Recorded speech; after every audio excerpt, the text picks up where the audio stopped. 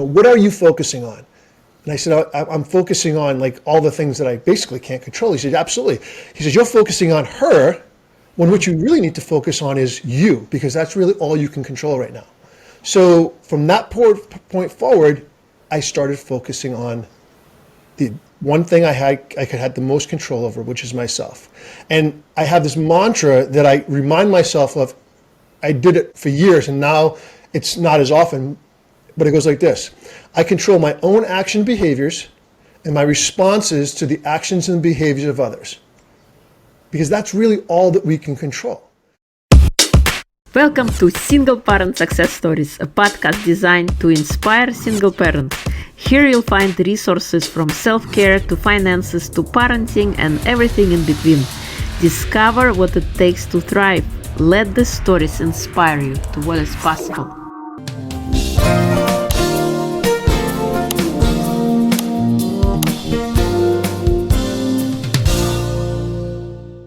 Before we start the next conversation, I want to invite you to check out my amazing book, The Gift Inside, a powerful guide for healing your body, mind, and soul. Reclaim your strengths and awaken your true potential. Whether you are navigating heartbreak or simply seeking deeper fulfillment, this book offers the tools to turn your struggles into triumphs. It is time to unlock the gift within you. Available now on Amazon, or you can check it out on my website www.irinashehovtsov.com. Hello and welcome to Single Parent Success Stories. Today we have a special guest, Carey. He's a transformational success coach, entrepreneur, and best-selling author of A Single Dad's Comeback, 6 Steps to Clarity and Resilience, and influential experts in the health and wellness industry. And he's a single dad of 2 adult kids. So welcome, Sean. It is a pleasure to have you. Thank you for having me. I'm happy to be here. Yeah. So please share with us, how did you become a single father? So the first thing is, nobody plans to become a single parent. When you start off, it's supposed to be a family, right? You're supposed to start off with your wife or your husband or your spouse, and you have kids, and we're supposed to live happily ever after. However, sometimes, as I say, life throws us a curveball. And my curveball was actually when my then wife started struggling with alcoholism. And as I now say, eventually alcoholism hijacked our family. So with that being said, obviously, when somebody has addiction or issues, usually the other parent gets custody of the kids. So I ended up becoming a full-time, 24-hour, 7-day-a-week custodial dad. And I say that because there are a lot of parents out there that say they're custodial, but they have the weekends off, or they have a couple of nights a week off. However, for me, it was 24/7. And as I said, it wasn't something that I planned on having happen. It happened by default more than by design. And for myself, I spent a lot of time trying to avoid the situation, thinking that things were going to change on their own, thinking that, if I convinced her to stop drinking, and if things were going to be different, then this wouldn't happen. However, what I ended up realizing is that the more time I spent avoiding the situation and trying to control something that was not within my control, as you know, it got worse. So in our case, it came to a head on Christmas Eve of 2015. And when I say came to a head, I'm talking many years of progressive disease that eventually exploded on Christmas Eve. My ex-wife was removed from the house. At the time, she was my wife. And as a result of that, I kind of went into I don't want to say a spiral. However, I was a successful entrepreneur. Before things got worse, I was running 3 businesses. I was what many would consider to be a pillar of health. And what I found happening was, the more that I focused on being a dad, which was obviously my top priority, and being a single mom, you take that responsibility. But the more I focused on that, the less I focused on taking care of myself. And I knew this. I was a fitness professional. I was training professional athletes and rock stars, and I had been, a minor league baseball player myself and an athlete my whole life. So it wasn't something that, you say, well, I didn't know any better. I knew better, and it still took over my life. It still put me in a place where I wasn't, as I say, I use the term fit for duty. I spent so much time focusing on protecting my kids from this monster called alcoholism, protecting them from the disappointments that would go along with the struggles that their mom had, that I didn't take care of myself. So, I'm sure we're going to talk about this in more detail, but that's kind of how it evolved. And like I said, nobody goes into their marriage or their building their family and say, someday I'm going to be a single parent and it's going to be happily ever after. So, I kind of think that's where we're at. And it brought me to where I am today. And I'm sure we'll talk in more detail. Totally. I can relate to being the 24/7, and it also happened in 2015. Was it 2015? Oh, end of 2014 and beginning of 2015. We didn't have alcoholism as an evil genius. We had other issues, but a similar kind of scenario of me becoming a single mom, kind of overnight and 24/7, in and out. I used to say I was a soldier that goes to war that never ends, because when you're a single parent, you gotta be on all the time. You don't have day offs, you don't have vacations, you cannot get sick. If you get sick, you get up and keep going. Like I'm sick right now, making sure everything's still running, nobody falls apart. And that's the truth, is that we, as parents, we bring our kids into this world, and of course it is our responsibility to provide for them and support them and do all the things that are going to help them be successful as they grow up. And for me, as I said, I recognized the situation. However, I ignored what I needed to do. And I say that because many people will blame their spouse. I go on a lot of the men's forums. I coach men. That's why I'm talking with you today. I coach men, especially single dads. And the first thing that we want to do is we want to blame the other person. And sure, I can sit here and blame my ex-wife for the things that happened, because yes, alcoholism did destroy our family. However, it's always going to be how we respond. And for the longest time, we lived under this environment, and I allowed things to continue to happen because I didn't have the courage to make that decision. Ultimately, that call that I mentioned on Christmas Eve was made by my son, that took my wife out of the house on Christmas Eve. And I think what we do many times as adults is that we want to protect our kids. So we think that, okay, if I stay in this situation, it's going to be better for my kids. And what I recognized after many years was that it's not better for a child to live in a broken home. It's actually better for a child to be from a broken home, because as they live in that broken home, all they're learning is those learned behaviors of, the arguments and not really being in love and the things that go, all the negative stuff. At least once they are from the broken home, there's some level of certainty. They know that, well, I'm either going to be with dad, in our case, 24 hours a day, 7 days a week, and I'll have my moments with mom, or in the case of joint custody, they're going to be at one house a certain period of time and they'll be at another house a certain period of time. And kids need that. They need some level of certainty, or at least some kind of regularity. Maybe I shouldn't say certainty, because that's probably an extreme, especially in a lot of the cases.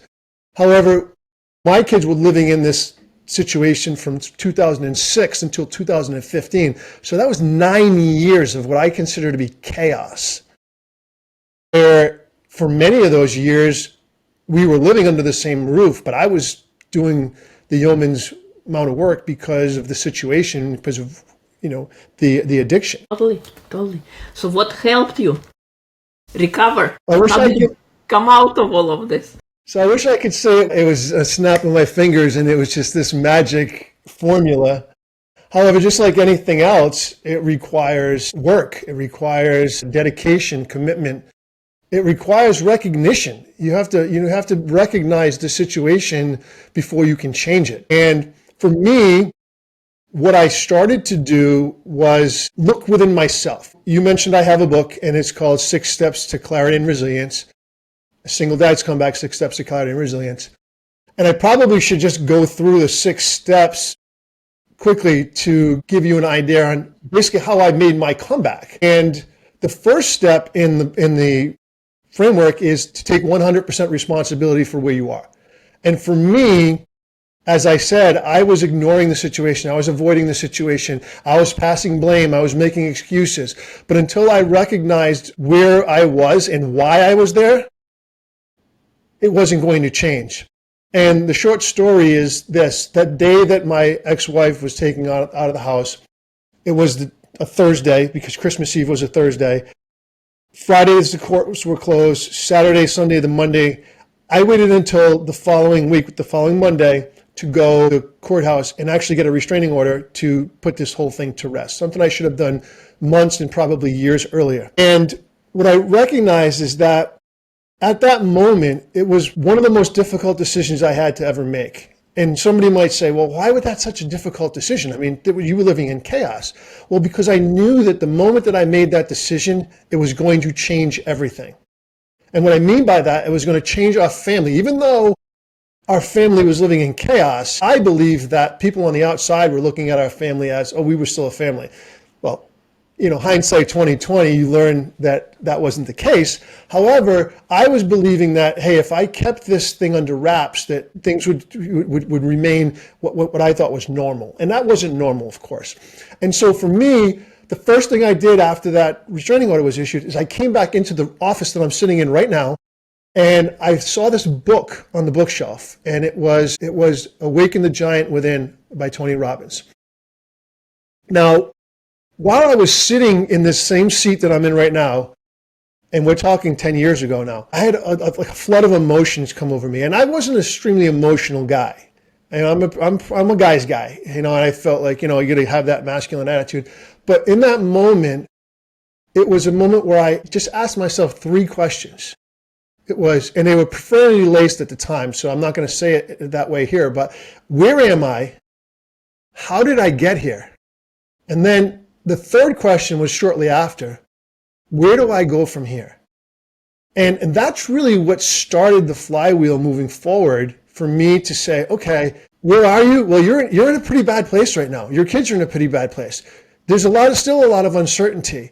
However, there is a calm in the storm right now. And what you decide to do with that is going to have a profound effect on what happens moving forward, not only for yourself, but for your kids, and inevitably for then my ex-wife. And that book, I took the book off the bookshelf. I actually opened up the book. There was a bookmark, which it really wasn't a bookmark. It was actually a coupon from Walden's Books, and it was sitting on the end of chapter 1. But it expired on October of 2010. Now, I told you, this was December 28th, 2015.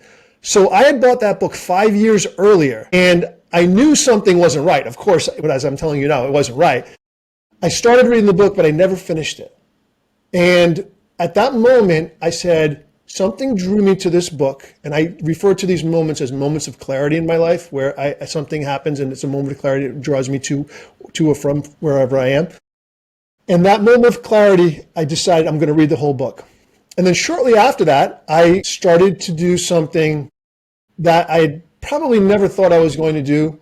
I got involved in some biblical counseling. And another really unique story on how it happened.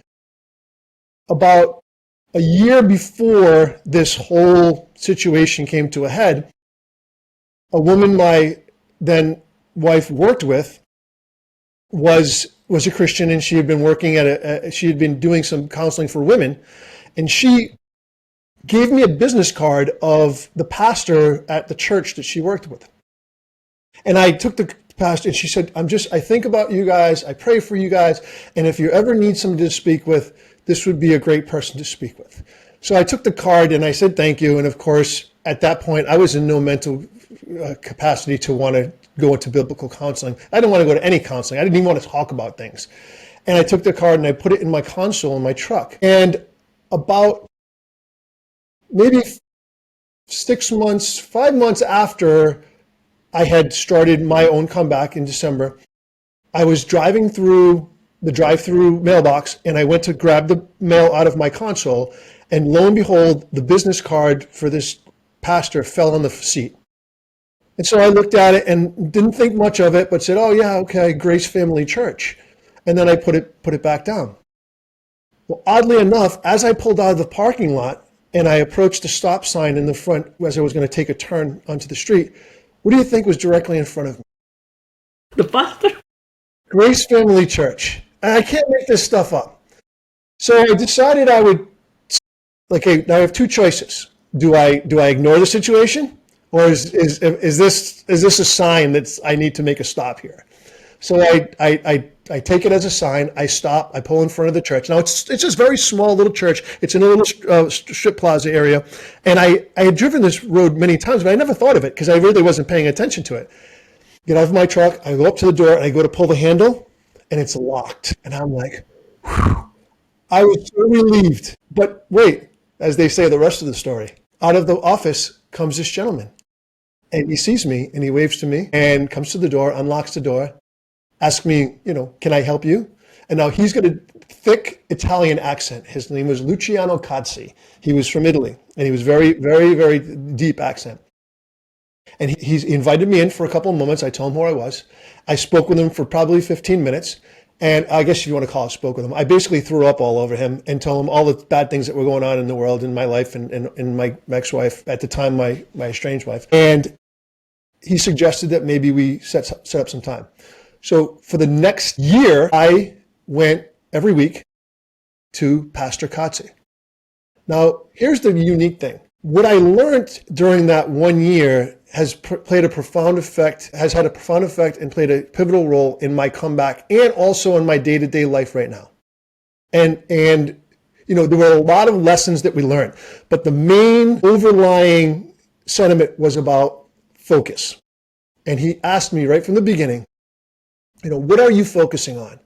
And I said, I'm focusing on like all the things that I basically can't control. He said, absolutely. He says, you're focusing on her when what you really need to focus on is you, because that's really all you can control right now.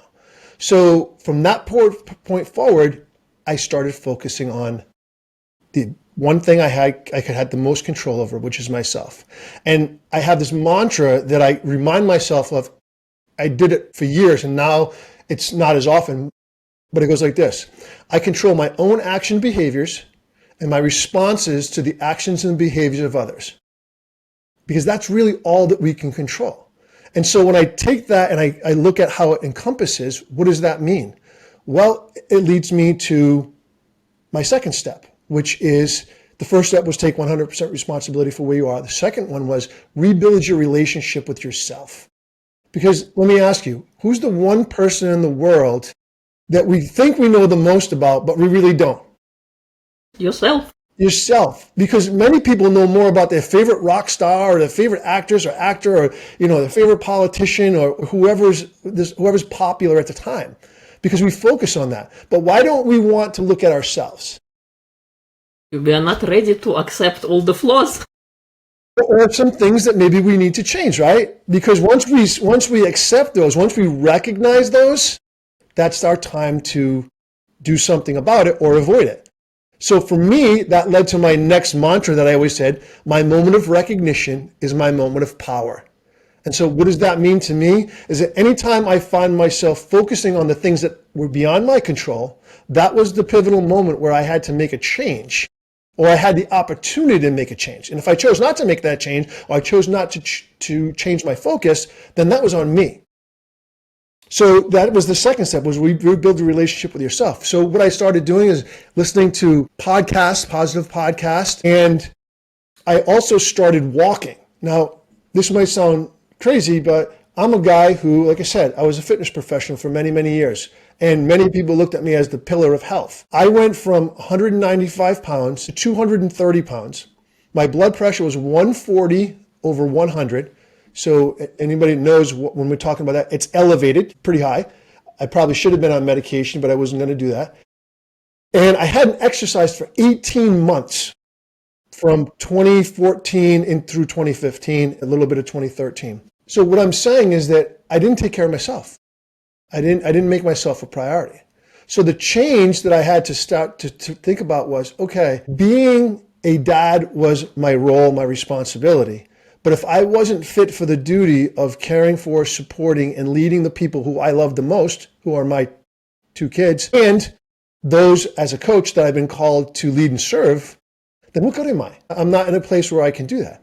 So that led to my third step, which was take care of myself physically. So I decided that, hey, if you're going to get yourself back to a place where you're leading by example, because ultimately, as a parent, you know this, that our kids will very often do what we do before they do what we say, right? How many times do you tell your kid, well, do this, but then, or I'd like you to do that, or you should do this, and they don't do it.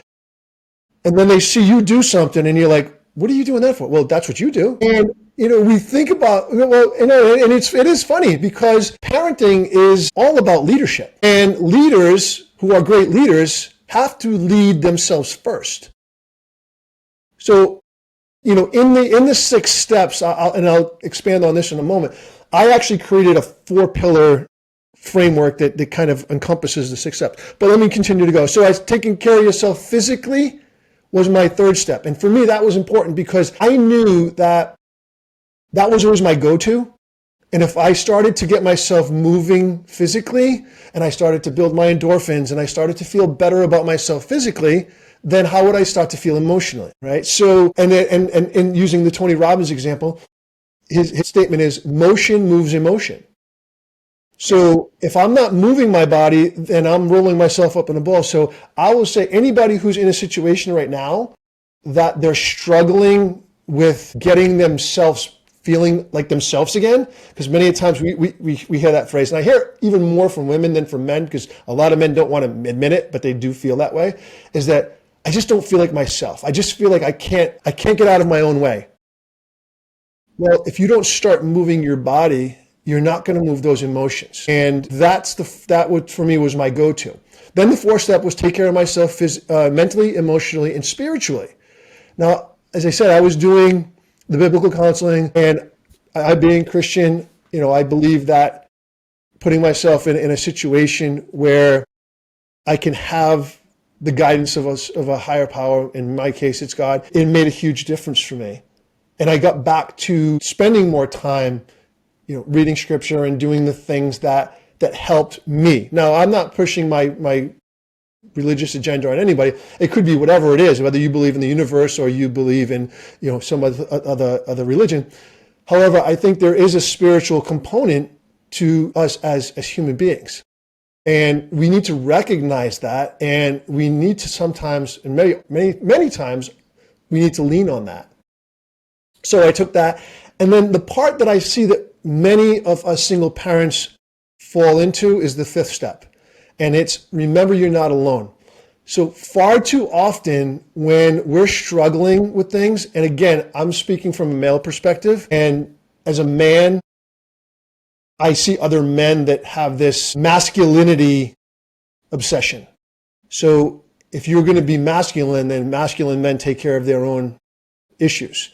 Well, in actuality, masculine men recognize they have issues and they seek help so that they can be a better man. And what I realized was that I needed to start surrounding myself with other supportive people, not just the people that were surrounding me at that point. And what I also realized is some of the people that were around me, although they were good people, they weren't serving me in a way that was going to help me grow, because they had lived through the situation with me and they were angry and bitter and upset and had all the same emotional attachments to the situation that I had. So I had to basically, I don't want to even say sever the relationship, but I had to make them aware that I didn't want to go back down that path. That if we were going to start talking about her, then it wasn't going to help me or my kids get any better. And then the final step was maintain your commitments to yourself. And it's the most important step short of the first step, which was to take 100% responsibility. Because if you're not maintaining those commitments to yourself, then you're letting yourself down. And again, I'll ask you, who's the one person in the world that we renege on the most commitments with? Ourselves. Yes. We'd rather fulfill other people's commitment than our own. And we know that as single parents because we do it with our own kids. And that's exactly why I got into the situation I was in. So going back to that, it's basically a cyclical process. And as I said, I'll go back to the part of I have what I call the 4 pillars, which are responsibility, intentionality, empowerment, and responsibility, intentionality, strategy, and empowerment. And I call that the RISE framework. So if you take the acronym RISE, you'll see those 4 things fall under it. And each one of those 6 steps fall into that. Now, when I tell you that this wasn't something that I just woke up one day and said, I'm going to create the 6 steps and I'm also going to create the RISE framework. What I did was I started journaling and I did a lot of writing. And what it did for me, and I'd love to hear your opinion because I know you've written a number of books. What it did for me was give me a way to relieve and let go of some of the emotions and some of the anxiety and some of the things that I was playing over and over again in my own head. And it actually was the best way for me to start to find ways that I could go to sleep because I couldn't sleep for the longest time because I was obsessive over the things that were going on. So I took a journal, and I had actually heard this in a podcast, is I took a journal and I put it next to my bed. So anytime that I had any kind of anxious thoughts or even sometimes positive thoughts, people say you write down the stuff you're grateful for, which is great. But when you're in the middle of a shitstorm, sometimes you're not thinking about the grateful stuff, right? So I started writing all that stuff down. And what I started to realize was a lot of the things I started to write became tools and resources for me to continue to lean back on.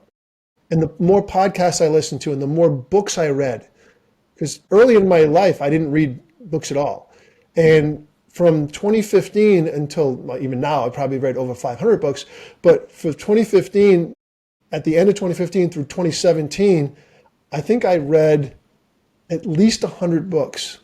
And I would read the book. I wouldn't go and listen to it on tape or on audio because I had a highlighter with me and I would always highlight all the important key points. Then I would take notes and then I would try to rationalize how that related to where I was at that point in my life. So what about you? What did you think? No, totally. Journaling is an amazing exercise because it allows us to release our emotions. Because emotions held in a body can manifest in a disease if we don't address them, if we don't take care of them. So no matter if you're angry, sad, upset, I think journaling is an amazing tool to have. And when it comes to writing books, it's also therapeutic, what the things you write. And the fact that we constantly change, every 6 months we change, you can look at your own writing and you can maybe dissect another point from there before you kind of skimmed over you. And with reading books, if you go and reread, you get different points every time you come back because you have a different level of consciousness and understanding how you see the world. So new insights are gonna open to you. So totally agree with you on all the points you made. Exactly. One of the most instrumental books for me during that period was The 4 Agreements, which I'm sure many people who have listened to this have read. And if you haven't, I would suggest you read it. And I actually read it every year since. So I started reading it in 2016, and I read it every year right around my birthday. My birthday is coming up in July. And I would pick a day, and a lot of times it would be like a Sunday or right around that time. And I would take the book to the beach and I would just reread the book. And, I'm getting to the point now where I'm kind of skimming through it a little bit more than reading it. However, it's just something that's been so pivotal in helping me get through that time that I feel like I almost have to go back to it. And I recommend it to many of the people I coach. But I will say is one of the things I did add this week, I had a coaching call with a gentleman and he was struggling with some stuff. And I said, why don't you just get out a pen and paper? And when you're feeling these emotions, just write them down. Even if they're things that you would never want anybody to hear, and write them down and see how you feel after that moment. And so he started doing that. He started just journaling different things down. And he sent me a message saying, Sean, it's amazing. I never thought about that. Just the idea of being able to write it down and to release it. He said, it doesn't go away completely, but I feel a sense of relief. I said, that's really all you're looking for. And then you can move on to something else. Totally, totally. Whether you speak it, you say it, you sing it, you write it, but any way to get it out of your system is very, very important. Thank you. I love your framework, and a lot of points I can relate to because I've written in my book as well. Taking care about yourself and taking responsibility for your actions, I think that one is huge. And until people realize, sometimes we need to have some kind of major disaster strike before you start paying attention and seeing, okay, I caused it. Maybe it's a very painful pill to swallow, but until we get there, it's difficult to create change until we start taking responsibility for our own actions. And then, that's the challenge, I think, is that when I say to people, you need to take 100% responsibility for where you are, I don't say that it can't be caused by somebody else. What I am saying, though, is that if you continue to blame, make excuses, and stay in that mindset, that's a choice you make. So if you were, and as terrible as it may sound, if you were abused as a child, but you continue to go back to that time when you were abused, and you don't sever that time and say, okay, but I have control from here forward. I can start to do whatever I need to do moving forward. Now, it doesn't necessarily mean that the pain completely goes away or that you forget that happens, but you can't keep using those moments as a crutch because it's going to affect the rest of your life. So what I say is you take responsibility from this day forward, and now you have control of your life. Totally. Yes. And I like how, you're taking care of yourself, of your physical, emotional, mental, spiritual well-being. I think it's so important that as parents, we sometimes forget to take care of ourselves. But like you said, we are the leader. What kind of qualities does that leader exhibit? And to be able to operate at 100% efficiency, we gotta take care of those key elements in our life. So exercising, moving, journaling to help with our emotions, and in your case, seeking the counsel and being able to express how you're feeling and go through all of that. So important. What do you think, Heiko? If there is a parent listening right now who is overwhelmed and struggling, what would you say the first step they can do to change how they're feeling? Well, first thing is they need to recognize that they're feeling overwhelmed. Like a lot of times we're getting to that level and we don't even recognize it. So I talk about if you go through the phases of, let's say, anger, right? So you start off and you're feeling, and I'm very intentional in words I use. I don't tend to use the word overwhelmed anymore. I used to use that. It's challenged, but you're feeling overwhelmed, okay? You start to know that you're feeling that way. And then you start to feel anxiety. And then you start to feel stress. And what is that next step? Where you start to feel frustration and then anger and then rage. Well, same thing happens with when you're feeling like there's too much going on. You start to recognize that things are happening. And that's where I said my moment of recognition is my moment of power. So as soon as I start to recognize that, things are getting a little bit heated up here for me, I'm getting a little stressed out, I need to take a step back. Because as you said earlier, if you're not taking care of yourself mentally, physically, emotionally, spiritually, you're not going to be fit to take care of anybody else. But even more importantly, you're going to react in the moment rather than respond. So you're going to react emotionally rather than respond logically. And what I find is that if we think of it this way, we're not perfect. However, we can strive to make better choices and make better decisions as parents. And if you're feeling overwhelmed or you're feeling stressed out, there's obviously a reason. So recognize, what's the reason? Is it that my kids are involved in too many activities and I'm trying to get them to 12 different places? And guess what? Little Johnny doesn't need to play 5 sports in the summer. Okay, if they're on the softball team, the baseball team, the soccer team, the football team, they're going to training, they're going to piano lessons. Like, hold on. Not for nothing, but you've created that, right? There's a word in the English dictionary. It's 2 letters. Okay, it's no. No, we're not going to do 5 different things. We're going to do 2 things. Or you're struggling because maybe you're struggling with finances. Maybe your spouse is supposed to be giving you a weekly payment and you're not getting it. I get it. Those things all happen. But when we're in a state of emotional flux or where we're overwhelmed, we don't usually make wise decisions. So the first step is to step back and recognize, okay, I'm feeling this. I'm feeling anxious. I'm feeling stressed. I'm feeling this. Okay, what can I do that will allow me to bring that down to a next level? It might be something as simple as saying, I'm going to go for a walk right now. Because we always, the old saying, don't discipline your kids when you're angry, because then you regret it later on. Well, sometimes we also have to use that for ourselves. Like, don't beat yourself up while you're stressed out, because you're only going to make it worse. So recognize that there's a situation, have a strategy to bring yourself down. Now, once you've brought yourself down, it's a much better time to start to come to a solution. So like I said, take responsibility, okay? Then be intentional on how you're going to react or respond, okay? Hopefully you're not reacting, hopefully you're responding, all right? Then you have to implement a strategy. What's the strategy going to be? Well, I guess it depends on what the situation is. And what I also had to recognize is that for the longest time, I always thought that I was the only one dealing with this. Well, there are a lot of other people doing the same thing. It's amazing how many single fathers I met after I thought I was the only single father, not only in the area, but like in the world. And once you start to recognize that you're not the only one, then you need to find a resource to lean on. So don't feel like you have to do this all by yourself.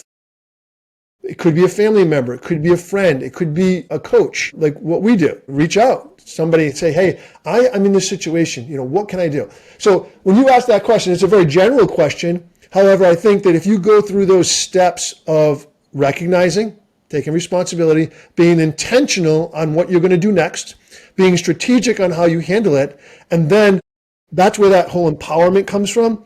And you empower yourself so that you can respond with a wise response as opposed to react with an emotional response. Thank you. Yes, very good points. Taking responsibility and yes, responding instead of reacting. What do you think is the most important trait to instill in a child? Well, I think if you asked me 30 years ago, it would be a lot different than what we need to instill today. I think looking at my kids, I wanted to instill confidence, responsibility, and the balance between the two. I think many times we want to protect our kids from the world. So we give them this idea that there's so many bad things that they got to stay away from everything. Where I think in many ways we need to empower them with the confidence to handle things, to overcome obstacles. And the best way to do that is to give them some level of responsibility. We try to do everything for them. And when I say I was protecting my kids and doing things for them, I wasn't doing things for them, but I felt like I always needed to be part of that. And I think the other thing is, if you instill in your kids the notion that you're always going to be there to have a conversation with them. Like, let them know that it's okay, especially from a male standpoint, it's okay to be authentic. It's okay to be vulnerable. It's okay to have emotions instead of telling them that they got to suppress all this stuff. Especially a kid that's going through a divorce situation or living in a home that's broken. They're holding on to all this stuff. They're seeing everything that's going on in their world, their little world, and they're also seeing everything that's going on in the big world. And if we look at what's going on in the world right now, it's not pretty. They're just from you look at politics. I mean, there's the right side and there's the left side, and then people in the middle, they're kind of stuck. But it doesn't have to be that way. We can all come together. And I wanted my kids to know that even in their worst day, I was here for them. Have the confidence to take care of what you can take care of, take responsibility for what you do, how you do it, but never feel like you can't come to me and talk to me and talk with me. Because that's what kids need. They need parents, not only parents that buy them things and take care of things, but parents that are involved in their lives.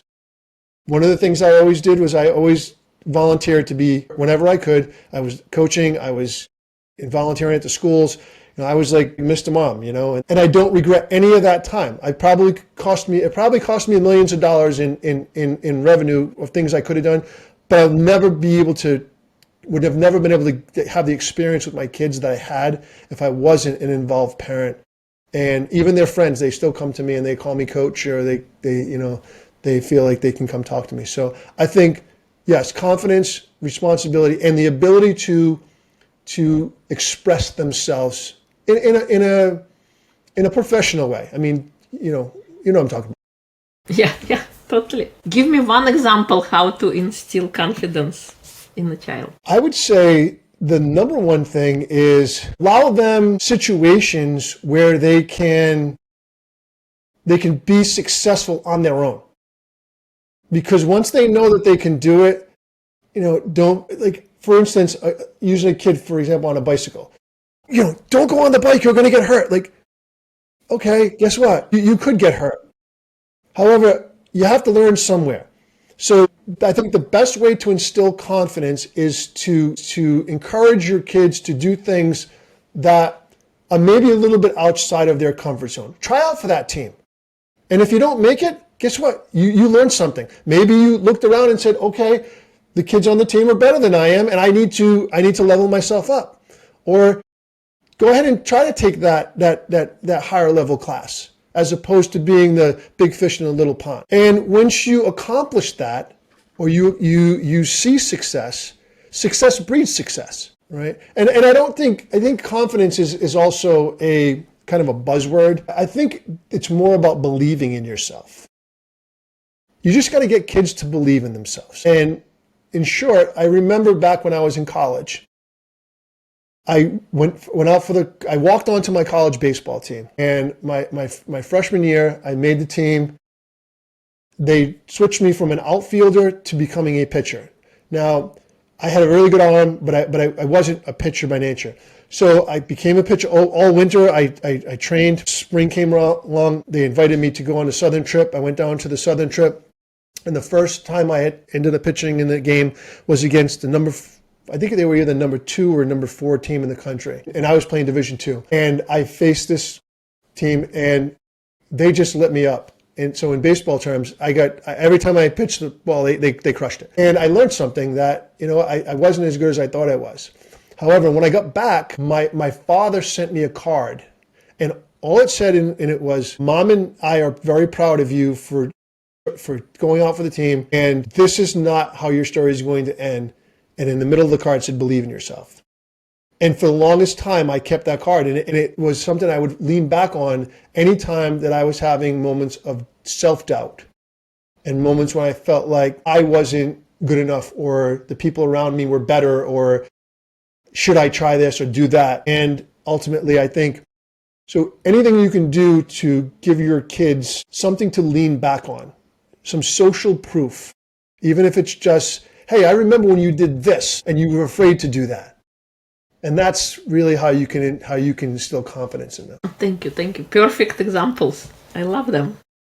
And yeah, I think believing in yourself is important, because once you have that, then you can accomplish anything. The doors will open, the internal doors that you keep yourself stuck in when you have that belief. Is there anything I haven't asked that you would like to share? I don't believe so. I guess I could finish up by saying that at the beginning, like I said, nobody plans on becoming a single parent. And there's one question that was really pivotal in me writing my book and I'm working on a second book.